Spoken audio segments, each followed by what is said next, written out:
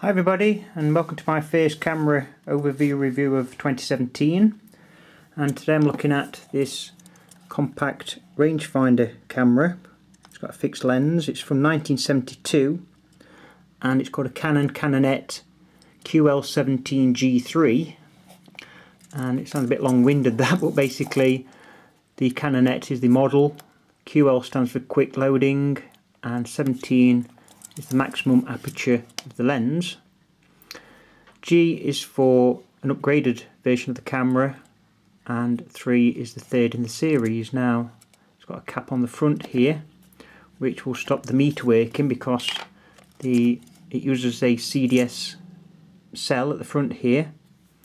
Now it needs a battery for that, which fits underneath a little cover here. Just flick that open and insert one of these PX625 batteries. Originally they were mercury 1.35 volts, but this is a 1.5 volt.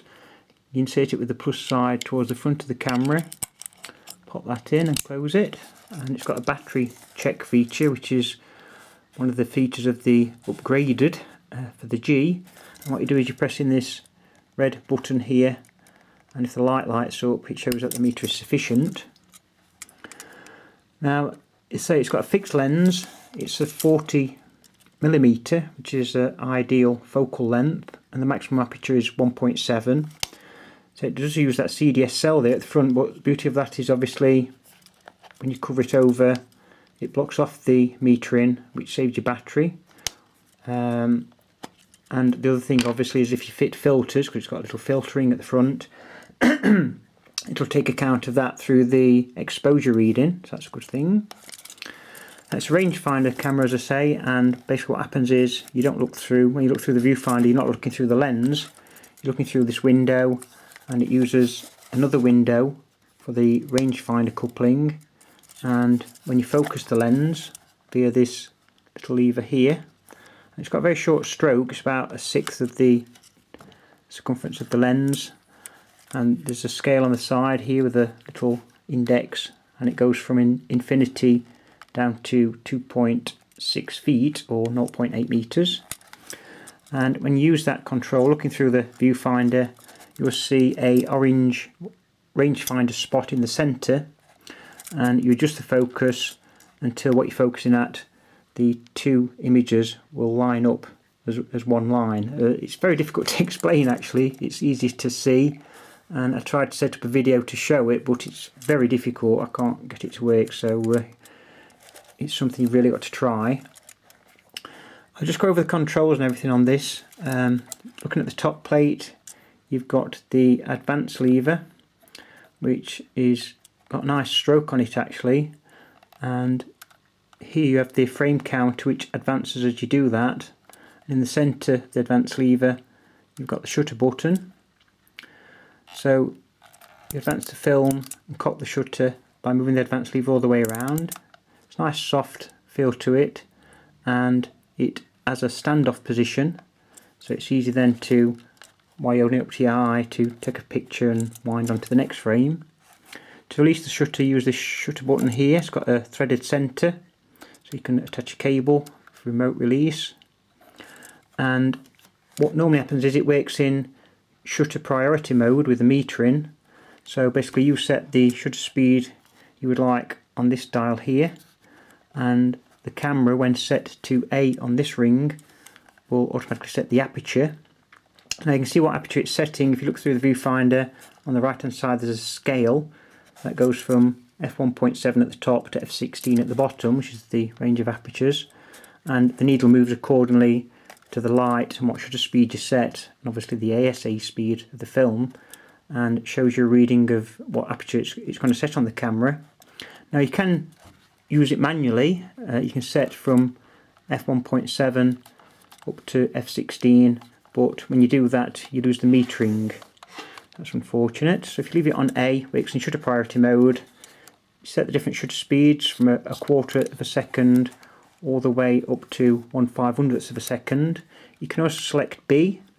You need to press in this little button here, chrome button, and you can turn the ring to B.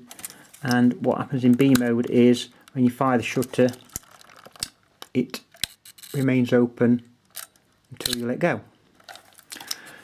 And on other settings, obviously it's timed, so 1/4 second, be like that. Now you can see it's setting an aperture in A mode. If I just change it to 1.7, so it'll open the iris fully, so you can see the shutter open. So say it works in aperture priority mode. It also uses a flash, a dedicated flash, and this is a Canon Light D, which is specifically for this camera. And to operate this, you set it to the shoe. It's got 2 contacts on the bottom to make adjustments to the camera automatically. So put it on the shoe, looks like that. It uses 2 standard AA batteries, and switch it on, you just flick the switch, get it charging up, and there's a ready light here at the top. And when that lights up, the flash is ready to fire. You don't see a flash ready through the viewfinder, but what you do see on the right hand side is it sets a aperture according to what focus distance it is. So you focus on your subject, you can select any shutter speed you want, it will sync to it, and then when you advance and fire, it'll apply the flash and recharge it back up for the next shot. So it works fully automatic with this flash. You can connect other flash units as well, which you can use in auto mode on the flash. And if you're doing that, you need to use these guide numbers for the flash on the aperture ring, so you can set it to these guide numbers according to how you set the flash up. Other controls, so you have the film ASA speed control, and you set that by pressing in this little lever here with your thumb and rotating it, and you can set from, I think it's about 10 up to 800 ASA film speed.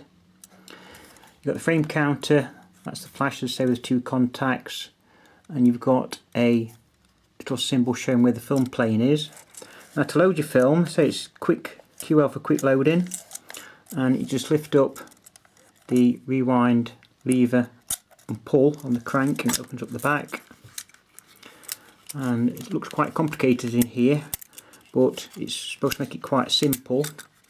And what you do is you drop the film cartridge in, you can push down on the rewind crank, and you pull the film leader right across to this orange area here, just to ensure that these sprockets engage in the film itself. And then you can close the back, and you can wind on, advance the film, and what you do is you wind it on and fire 2 shots to advance it to the first frame. And what you should notice is this little window here, which is a red and silver display, will actually move if the film is loaded correctly. And the other thing to notice obviously is the rewind crank will turn as well. Another thing to note is there's also a little symbol here that's got a little red symbol in if the shutter is cocked, and when the shutter is fired that goes all silver. That's another nice little thing.